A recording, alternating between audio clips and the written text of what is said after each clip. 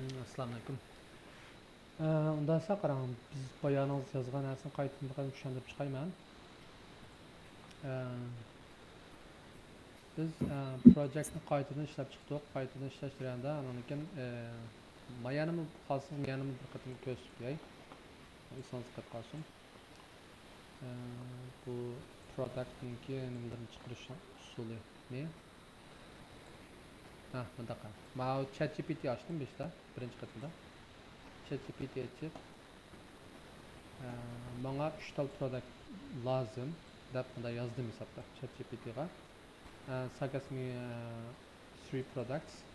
These products have the following properties deb yazıp product name, brand, condition taraftarı kadar narsalarni yozib berdim. Shunday yozib bergan bana create qilib bersam, bu bana 3 tal productni create qilib berdi.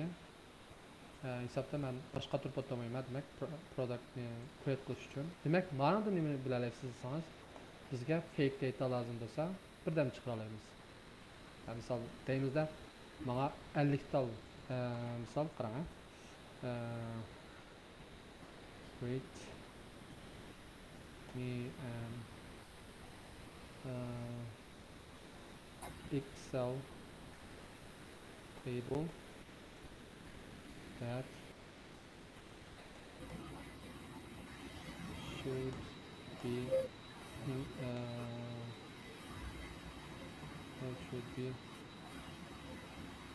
included in this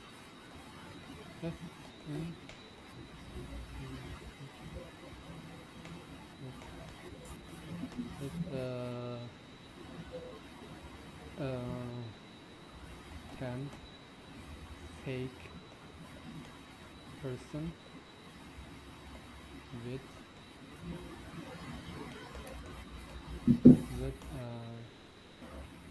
first name, last name, city, post, zip code, street, province, country,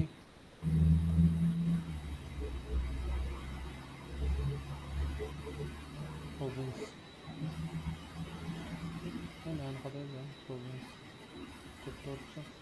Province, country, American Nemo, misal, shunaqa, misal, shularni person deb yozib desam,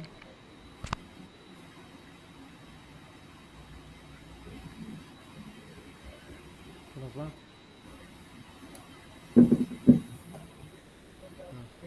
Fake data. Bizga lozim bo'lgan hamma narsani chiqarib turdi mana. Fake datalarni. Demak, men mushkul usul bilan ma 3 tal productni fake product chiqarib oldik birinchi qadamda. Chiqarib olib, ammo database'ga sen ham bo'lsa nimangizni mikrofoningizni yetib qo'yib turasiz. Balki shovqin chiqdi ekan. Bo'lmasa videoda balki bo'lib Okay. Tashattinish. Ammo database'ga biz dastlabki qadamda da qaytib qo'yib turdik vaqtincha ko'rinib tursin deb. Buni sizga aytib berdim. Anakin biz birinchi qadamda nima ish qilgan to'xtasida dastlab product deb bir klasterni qurib olgan to'q, keyin ham obyektni qurib ishlatilganga, productning obyektlarini private string qilib hamma narsani bayatna bu ChatGPT'ga bergan uchurlarning hammani jami 17-18 ta uchur bor. Uchurning hammani private string qurib olgan. Andan keyin bundan keyin constructorni qurib olgan, quruq constructorni qurib oldik. Andan keyin getter setterlarni qurdik. Andan keyin toStringni mostda qurib qo'ydik. Nega? Okay. Birinchi qadamda bu ishni qilib olgan. Ikkinchi qadamda andan keyin biz bu proyektda hisobda nima qilganligimiz uchun base class deb bir class qurib oldik. Base class bu dema. Base class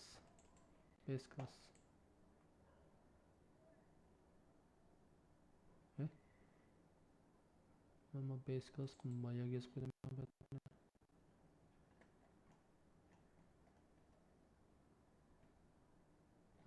Tamam, bu emas. Okey, ama base class'qa bir narsalarni qurdik. Hisobda bu base class'qa nima asosliq tor bekatga aloqador narsalarni qurdik. Tor bekatda misol birinchi qadamni qilgan ishimiz nima? Bir driver qurishimiz kerak. Driverni chunki chaqirtib akab bir narsalarni ichib yepib qilamiz. Manipulate qilganlar tor bekatni shunga private static web driver deb hozir qadar o'qituvchimiz Michel to'qsizdi. Men buni bunday qilmay web driver deb ma'ni qurib olgandan keyin buni assign qilyapman desam bilan shu class leveldan ekan Chrome driver deb assign qilib qo'ydim. Assign qilib qo'yib andan keyin men bu yerga bir tal bu ama bu private bu boshqa chaqira olmaydi.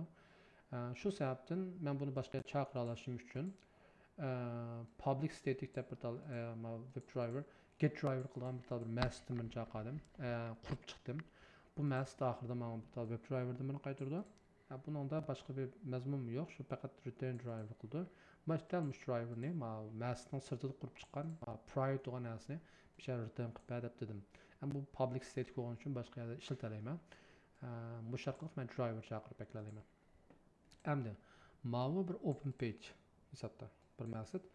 Bunun da hesap qilgan ishimiz mash driverdan paylanib get URL mayada mamasini chaqirganda bir tal URL chaqir string URL kirgizgandaydi. Tor bekatning adresini kirgizib qo'ysak bo'ladi. String shaklida double quotation ochib kelib, shuna bu tor bekatni ichib bo'ldi. Anan keyin ma'noda Kingsda public static void anan keyin kubecard login. Login qanda string username, password. Ikkita string so'raydi mendan. Buni shu buni hisobda dynamic qilish uchun shunday shaklda qildik. Qilib anan keyin driver find element CSS selector qilib shu username kirgizgan ya'niki CSS selector simavi shunga send case qilib my username password and login qildik tugadi. Bu base class. Endi base classdan keyin nima ish qilamiz? Biz tor bekatga kirgandan keyin tor bekatga kirib bo'lgandan keyin bizning maqsadimiz bu product inventory modulening ichida productni qilishda maqsad. Bu productning ichida biz boshda add product qilamiz. Anan keyin bu add product qilishda Excel'ga ehtiyojimiz var. O bu degandek narsalar ishlayacak. Shu sabab tufayli birinchi qilgan ishimiz biz menimcha file managementni 5da qildik deyman. File managementni 5da qildik. File managementga 5da ehtiyojimiz var deb. Chunki base class ishlatadigan narsalarga stringlarni men nimaning ichida file managementda read properties file deb bunda bir property hujjatlarni bunda narsalarni o'qiydigan bir maskni qurib oldik. Bu masklarni qurganda read properties file qilib ma'noda propertiesningki objektni qurib chiqdik. Anan keyin file input stream qildik. Chunki o'qib birdiganga. Anan keyin shundan keyin qilishimiz properties load qildik. Miyadagi nimani ve miyada pass var miyada input stream'dan pass şu ananiki manada load qildik. Load qilganda shu dalmış input stream'ni load qilamiz. Load qilib ananiki miyada propertiesni read qilganda get properties qilib keyin ishlatgan vaqtimizda buni bir tal string qaytardi mana shu bu stringni value dan qoldik. Mana stringga ana qaytardi. Demak mushun bilan demek biz miyada xohlagan yerda nima chaqirsak, nima ishlatsak, nega ishlatsak shu narsani qaytarib turadi deyman. Masalan buni database chaqirdim deyman, misha chaqirdim.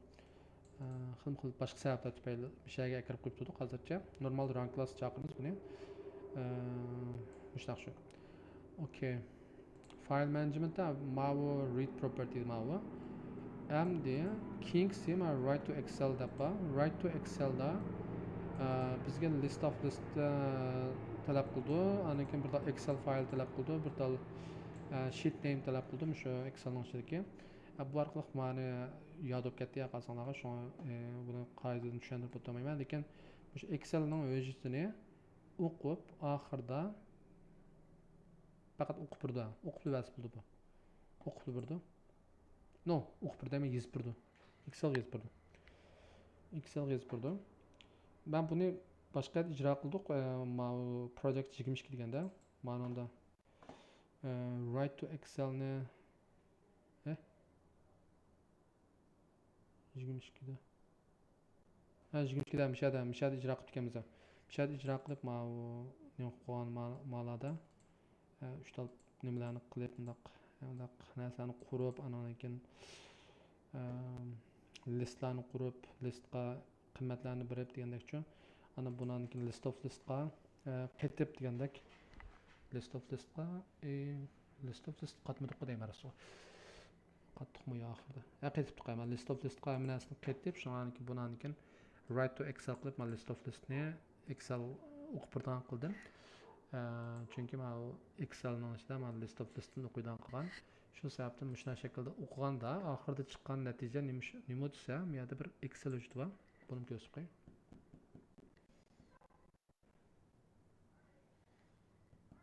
mana ma'nosi nadan kelgan desa mayada ma'ni men hozir komment qilyaptim ama misol bunda list 1 deb list 1da birinchisi olim deb bir tal string qildim olim deb string qildim yo sanam deb string qildim yo gulmira deb qildim shundan bu list 1 bo'ldi ma'noda list 2 yana bir tal listdan objektdan birini qurib oldim qurib listdan birini qurib oldim qurib ana buni va to ka deb narsalarni qilib qo'ydim buni men list 2 qilib berdim ana men list 3 ga bunday qildim shundan keyin bu list of listga men list of list degani list bir tal listning ichida bir nechta list bor endi bu bir nechta list nimadan tashkil topgan stringlardan tashkil topgan ya'ni ashna bir xil list hamdi listning da sidamdi qanday shundan shu list of listga shunga miyat qurgan list 1 list 2 list 3 ning hammani add qilib qo'ydim qo'yib ana shunga miyada men write to excel degan men mastni yozagan mastda bu bizdan list of list chaqir so'raydi string excel file so'raydi ana keyin sheet name so'raydi shu narsani shu yozib biriblam qildik men hello deyni shu sheet name ga deyman shu yerga sheet name'da shuna hello qilib yozib bergin deb qilgan qilsak shunga mana ma'nosini excel'imda shakl yozib berdi esa biz buni list of list'in excel yozdik esa men birinchi list ikkinchi list uchinchi list yengib okey endi bu file managementning ichidagi ishlar tugadi endi men base classning ichidagi ishlar tugab bo'lgan product management va product management andan keyin men review managementda ishim yo'q taqi yozmadik men product managementga nima yozdik desa bayaningizga men running ichida endi men comment qilmagan yerdan boshqa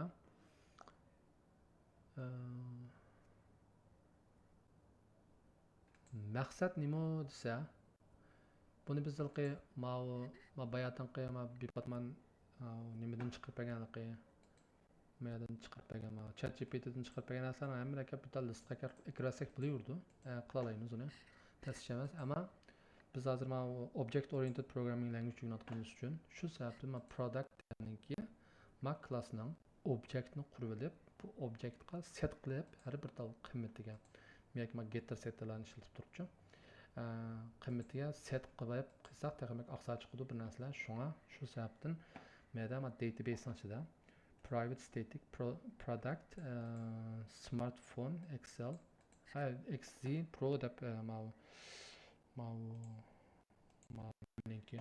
ChatGPT'ni chiqarib bergan uchurlarni birinchi ikkinchi uchinchi elementlarni ayrim qaytib oldik object yani product degan classning objektni qurdim yani ma classning objektni database'da 3 tal objekt qurib oldim qurib olib endi bir tal bir class qurdik andan keyin mask qurdik maskda nima ish qildi desa bizga list of product qaytarib turdi faqat shunaqa product productniki product classniki listlarni bitta listning ichida bipadman product bo'lgan bir narsa qaytarib turdi bitta list qaytardi bu bizning ishni talab qilmaydi ismi create list of product esa bitta list qurib turdi bizga buni biz nima ish qildik desa birinchi qadamda list of product qildik qurib buni bir tal array list qurib oldik qurib ana keyin shundan miyada 3 tal objektni qurib olgan ma product degan klassniki 3 tal objektni qurib olgan shu sababdan birinchi objektga chaqirib akab Check it ma set product name. Bu set product name degan nereden kelgan? Bu yerdagi mana bu productning ichidagi getter setter. Getter setterning ichidagi mana bu get mana bu set product name. Bu set product name bizdan nima talab qildi? String product name ni talab qildi va mushtaq shu.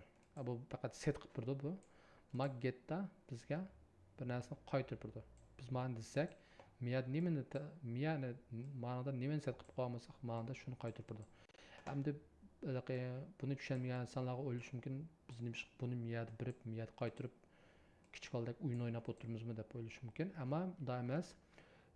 Set va getni ishlatish sabab bir yerda set ma'lum bir narsani akab chaqirib akab buni set qilib, anan ma'lum yana bir yerda uni to'plab ishlatish hisobda ishlatib ishlatib jiq narsani biroqlam ishlatish uchun hisobda boshqa bir yerda ishlatish uchun bu yerda boshqa bir manbadan akab buni set qilib olamiz.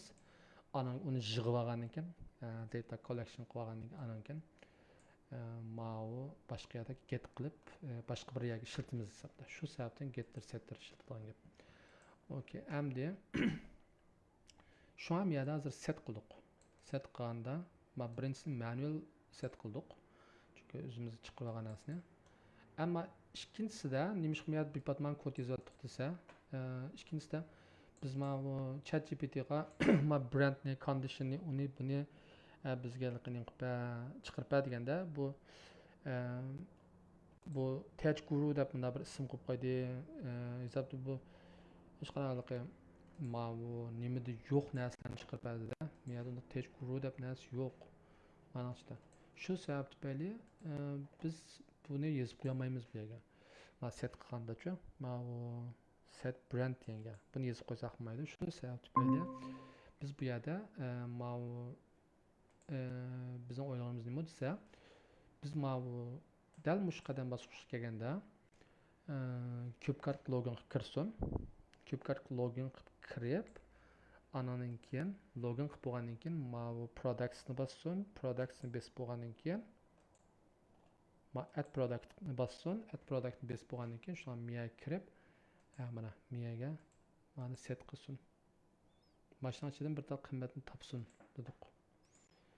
Topsin dedik. Tepish uchun shunday hisobda ma qadam bosqich.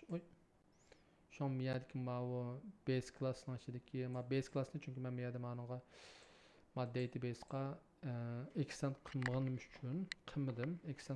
uchun shunga ma bu open page degan bir static class bo'lganligi uchun static method bo'lgani uchun shunga buni men objektni qurib olsam bo'lmaydi. Ma base classning objektni qursam men chaqira olmayman. Non static bo'lgani uchun shunga classning ismini chaqirib, ya'ni chek qo'yib turib men methodni chaqirdim. Xalsam yerga meni x qilib qo'ysam bo'ldi, o'chada meni uchirtib turib bilan bevosita chaqirmading deb. Okay. Endi shundan mani nima qildik? Mani qilib Yambrisiga men database yani bayatında qurganligim uchun shunga men qaysisiga x qilishimni bekitmadim. Base class qilamdim, ma'non qilamdim. Lekin men boshqa x qilib qo'ysam bo'lib ketmaydi so'ra. Hozirlar men o'zgartirib man extend qilib extend qilib mana base file management extend qilib mani open page qilib ishlatma. Ma base class uchrasam bo'ldi. Chunki ma file management degan base classni extend qilgan. Shu sababdan. Shunga base classni uchirtma, anaki miyadan bor file management toppa. Bularni uchrasam bo'ldi. Uchrasam bo'ldi.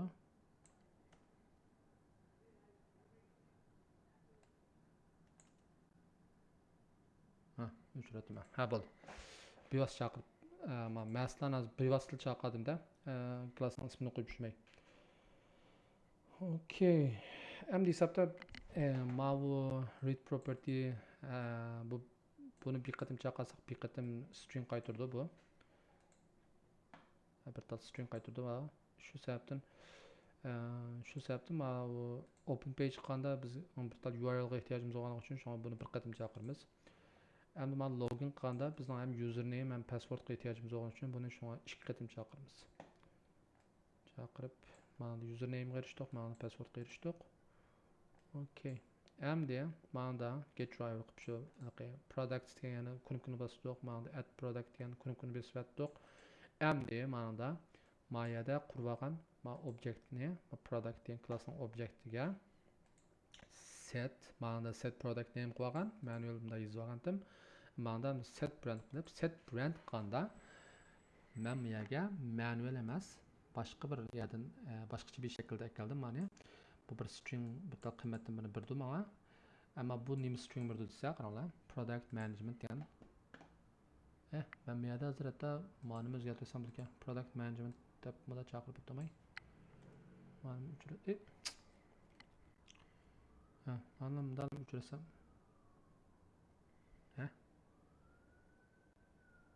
Product management.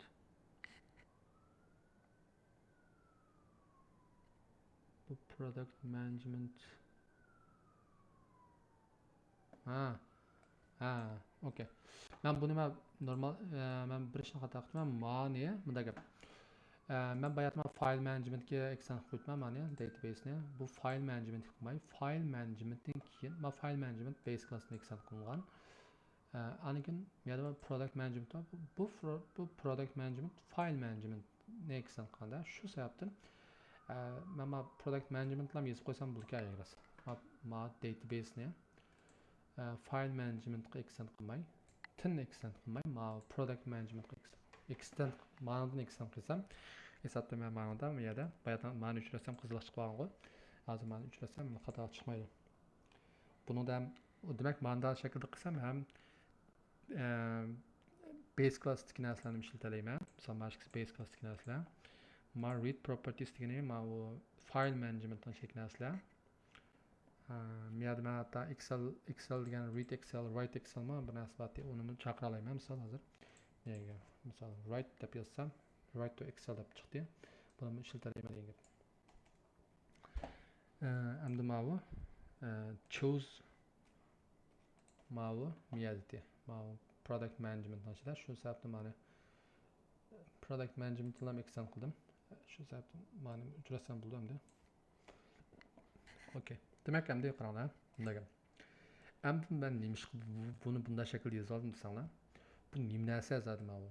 Choose one element from drop down degan. Nima desa qaranglar. Buni hozirda qarasanglar bu yerda bunda bir narsa so'rar ekan. Bunda qarasanglar bu slashning ikkisi var select deb turdi. Demak bu bir xpath degan gap. Mam xpath shu. Ikkisini o'xshash qo'y mana xpath of drop down deb yozilib ekan. Demak bu mendan bir xpath talab qildi ekan. Men buni bir ko'rib qilay. Nima narsa bu? Qaranglar, buni men nega yozdim sanlar? Product management yozdim. Product management chunki yani product oid narsalarni yozgan bir klass bu. Public static, public deganning sababi hamiyat ishlatish. Static qilishim, static bir klassning ichida, ya'ni eksan holda static bo'lgan masslarning ichida, static bo'lgan klasslarning ichida chaqirib, bevos chaqira olish uchun shu sababdan qildim. Bu bir ma'lumot string qaytardi. Xohlasam list qaytaran qilsam bo'laverdi, ishimmaydi. Lekin unda qilmadim. String qaytaran qildim. Menga faqat bu yerda lozim bir talla qiymat hisobda. Boshqa jiqdan qiymat lozim emas. Shunga bir talla string o'z yetarli menga. Anikin choose one element from drop down dedim. Ani menga mendan bu nima talab qildirsanlar string xpath of drop down. Hisobda bayatdan maqat shu mana. Xpath of drop down degan shu. Shu narsani talab qildi mendan. String talab qildi hisobda. Chunki biz normalda misol qaranglar. Misol men yerga hozir bunday yozay. Get driver check it find element anikin by xpath desam men bu yerga bir tal nima qilishim kerak edi, unda double quotation qilishim kerak edi. Chunki mendan ma'lum. Chunki mendan nima talab qildi? Bir tal string xpath expression talab qildi. Yani string talab qildi mendan. Shu sababdan men ya bir bo'lsa bunda qilib buni ichiga bla bla deb yozishim kerak, yo bo'lmasa men bu yerga nima yozishim kerak desanglar? String deb s'dan birini qurib bu bla bla deb yozib, men mana ichiga s deb yozib qo'ysam bo'laverdi. Xatolik tugaydi. Brussel ya mega double quotation ochib bla bla deb yozishim kerak, yoki bo'lmasa bla blaning qiymatiga s ni yozib qo'yishim kerak menga. Shundan mening dardim tugaydi. Okay. Shu sabab tufayli qaranglar. Ma product managementning ichida ma'noga men string ni talab qildim. Men bu stringga bu yerda nima qildim? Bu string express kitam. Bu express nima express desanglar, drop down'ning express. Mana xohlagan birisini. Ya'ni men xohlagan 10,000 qatim ishlasam bo'ladi. 10,000 tal drop down'ningki express ni yozsam ham bo'ldi. Mana shuna express ni yozdim, select yani qishqital yani select name manufacturer biz qo'ysam bo'ladi. Shuning bilan my express bo'ldi. Demak bu drop down manufacturer deganning nimasi? My conditioningki. Xo'sh, endi buni men qanday yozdim degan keldi endi. Okay. Ben tasabdan bu menga bir tal string qaytarib bergan uchun men shunga bir tal string value deb bir tal nimani qurib buni quruq narsadan birini bir bilan assign qilib bilan oxirida meyda return qilib qo'ydim ki meyda qizillik tugsin. Qizil kod qizilmaydi. Shu sababdan qilyaptim. Men ikkisini orasiga enterdan birini bosib bilan shundan keyin okay, men mana hozir bunday qilsam bo'ldi. Ben mani bayatdan men file management'ini extend qilmanim uchun product management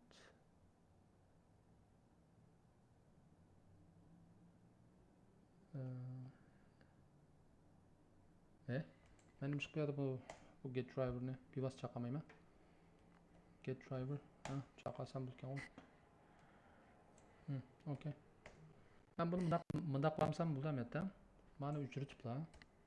Ama sal xato qilibman. Get driver deb mana display qilib olsam bo'ladi. Ishni solashsam bo'ldi. Ya'ni driverni qurib olib bital. Uni tank qo'yib o'tirsam bo'ldi. Mana o'zi zaten bital driver qaytardi mana. Ay base classic driverni. Qiyma. Base classic driverni qaytarib berdi mana get driver. Bayda qilmoqman. Ham ishni qilsak bo'ldi. Okay, endi qaranglar, mana nima narsa desam. Ma bital miyada menda bitta express deb qo'ygan. Ma bu express bunday shaklda yozib bermam miyada. Bunday shaklda. Dal o'sha expressni kelib, ma qana qildi sala, miya qildi. Bir şey chaplaydi. Ma by express. Ma double quotation ichiga kelib, mana miyada yozib bergan narsamni. Miya kelib chaplab qo'ydi shu. Mayadan daqsiga. Chaplaydi. Demak, ma normalda biz bildigan usulga miyadagi ma double quotation ichida bipatman narsa yozib bergan. Shu narsa shu hisobda. Aytildi. Find element qildi. Demak, bu bir web element oldu. Bu web elementni drop down deb isim qo'yib qo'ydim. Men buni palani condition yani bir brand deb yozmayman. Chunki bu men xohlasam 100,000 tal drop down hammasiga ishlasam bo'ldi. Har qanday drop down ishlaydi. Normal shaklda yani select bilan qilingan drop downlar bo'lsa hammasiga ishlaydi. Shu sababdan hammasiga o'rtaq qilish uchun dynamic qildim. Endi qaranglar, selectni objektni qurib oldim. Bu selectni objektni mendan nima talab qildi desam ya da portal web element talab qildi. Web element talab qildi. Shunga web elementim drop down shu. Endi men bu selectdan foydalanib get options bayatdan bundan qoldim. Qaranglar, ma portal listning express var menda. Expressni tepasam, bu listning ichida bipatman elementlar bor. Mana o'xshash mana. Qaranglar. Ma bu manufacturing ichidagi elementlar shu. 0-chi, 1-chi, 2-chi, 3-chi, 4-chi buni options deydi. Optionlar.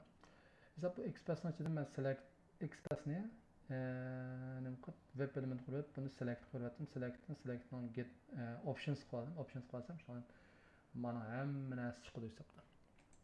Chiqdan boshqa shu men mana nima qilib bu hisobda ama list tool ekan bu. Mana esa. Qaranglar, chunki nima desam, select get options desam, qaranglar. Men get options ni olsam, ya list of web element deb chiqadi. List yani list of string emas, list of web element oldu.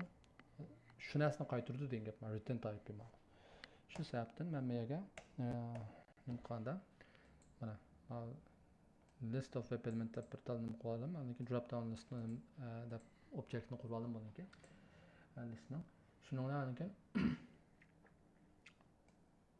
endi demak bu nima? Bunun için bir patman web element var. Ben bu web elementlarını nimish qurib oldim? Asli maqsad kelsak, maqsadim nima dedi desanglar, bu yerda mana bu smartphone'ninki set brand yoki set condition. Bu nima narsalar? Bu mayadagi mana listning ichidagi narsalar. Bu listning ichidagi narsani men xohlasam tamam, refugee deydi, bir new use deb yozib qo'ysam bo'laverdi, tushunmaydi, ma'nosini birini tanlab qo'ysam bo'ladi. Ammo bu hard code bo'lib qoldi. Hard code bo'lib qolsa yaxshi olmayman, yaxshi ko'rmayman. Shu sabab tufayli mening maqsadim mishada shuni set qilganda xohlagancha bir narsani set qilib bersin menga. Uzan belgilab olmayman. Ya'ni butunlayliq random, ya'ni random shaklda bo'lsin dedim. Bununla erishish uchun men qanday qilman? Bununla erishish uchun men bu yerda miyaga tushuntirib bo'ldim. Randomniki men klassning objektini qurib oldim, random deb. Anaki miyaga yana bir tal int random number deb bir tal bir integerdan birini qurib, buni assign qildimki randomning next int deb qildim. Mayadagi bound, ya'ni chegarasiga, ya'ni chegara deganda normalda random next int deb 3 deb yozib qo'ysak, 0 yoki 1 yoki 2 degan qiymatlarni yoki juma 3 yil emas, yoki xohlagan birisini bir qatimda bir tanlab narsani oldi, ammo xohlagan birisini oldi. Ammo buni sotib chiqlamaydi.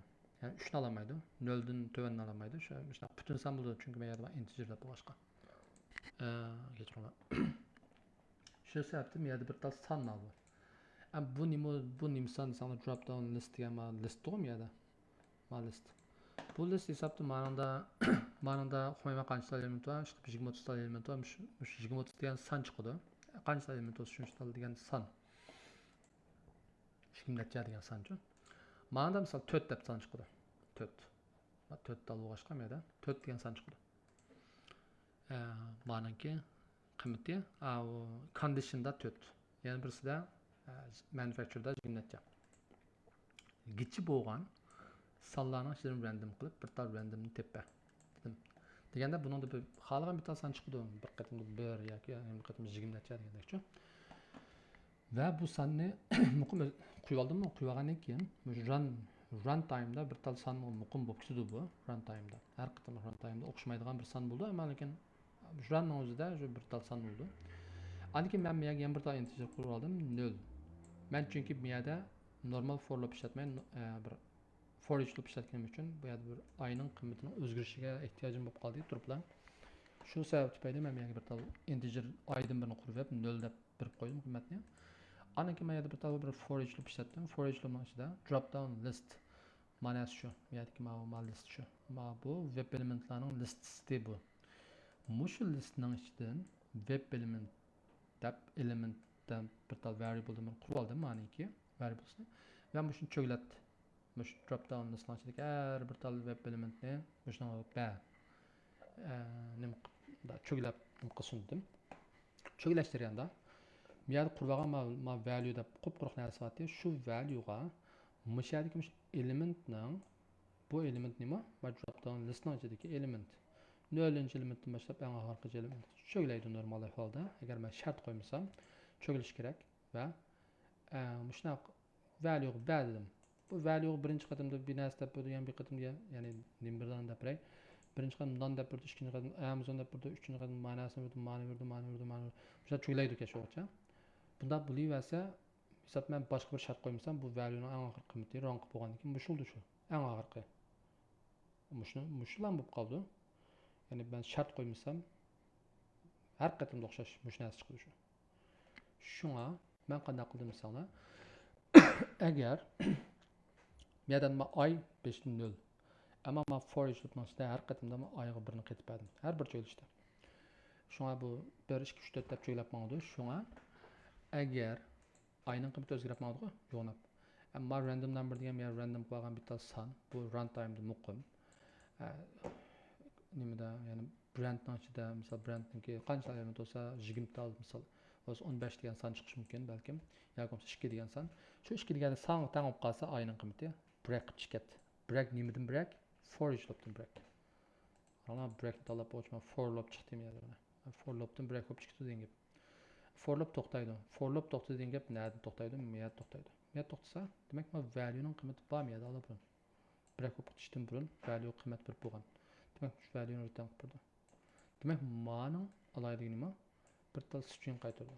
Bu string demak bir tal drop down, xohlagan bir tal drop down demak ekan. My drop down emas. My drop down bo'lishi mumkin. My drop down bo'lishi mumkin. Yoki boshqa bir tal bir drop down bo'lishi mumkin. Ishqa başına drop downlar xilma-xil. Ashuni ishlaydi ya'ni normalda select bilan bo'lgan bo'lsa. Butunlay dinamik tuzib oldim deb qarayman. Mana hech qanday bir hard code qilib qo'ygan ish yo'q bu yerda. O'sha shaklda tuzdik. Tuzib endi buni men hozircha jiddiy kallam boshqa bir plan kelmagani uchun normalda manda mazmunlarni nimaga run class yozishimiz kerak. Aslida main metodning ichiga. Lekin buni run qilgan yerga kirib qo'ysam bu bo'ladi albatta, lekin men chaqirgan vaqtimda qarsam, o'ylab baqsam,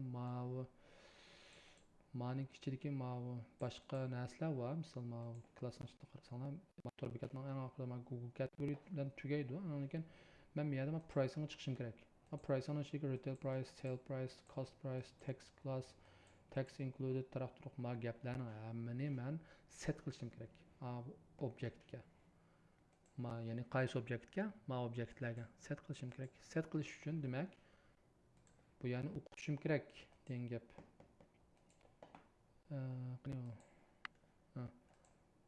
Misol price ichidagi misol miyalni o'qitmayman, miyalni men o'zim yozolmayman, tamam. Lekin miyal bital narsaga qarang, drop down'da birisi bor. Men drop down'ni o'qitishim kerak. Bu drop down'ni qanday o'qitman? Bayatdan qilmasini chaqirmayman o'xshash. Bayatdan qil. Men chaqirman. Men chaqasam mana shuni o'qib turdi. Demak men bu yerda run classning ichiga agar to'rbekalik logon kir deb qo'ysam, anaki men masni chaqirib qo'ysam, bu mas ya'ni sal yaxshi bo'lmay qolgan database'dan men create list of product degan masni chaqirsam, bu oxir to'xtab qoldi. Nimani topolmadim debdi.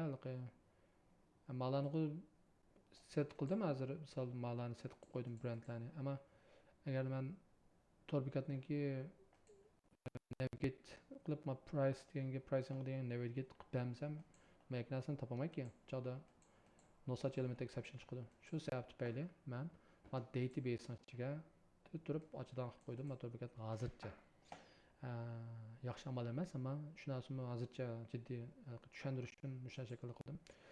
Mening keyiniga hamda nima qilsam shu faqat o'sha o'qitqidek yerlarni o'qitib bermayman. Mana ishlamda boshqa o'qitqidek narsami miya ekan, mana oldin birini o'qitib bersak bo'ldi. Andan keyin bu narsam yo'q deyman. Dimension unit degan narsani set qilgan ya yo'q restoran nima ichida. Product class ichida. Okay. Endi men Google category va Google category'ga mavjud drop down list ishlamaydi normalda. Men uni boshqacha bir usuldan hal qilgan buni.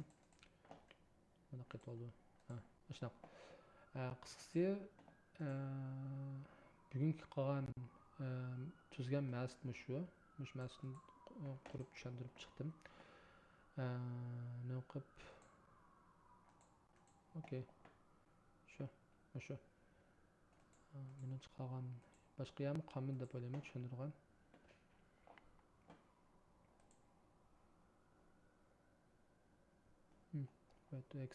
Right to Excel ni ishlatgan bilan men boshqa bir yer ishlatgan. Uni ko'rsatib qo'ydim. Okay, tamam. Shu mushlarga shu. Undan so'ng nima qilib davomini yozamiz daqiqa kodningga. Inshaalloh. Bundan nasib video to'xtashimsa.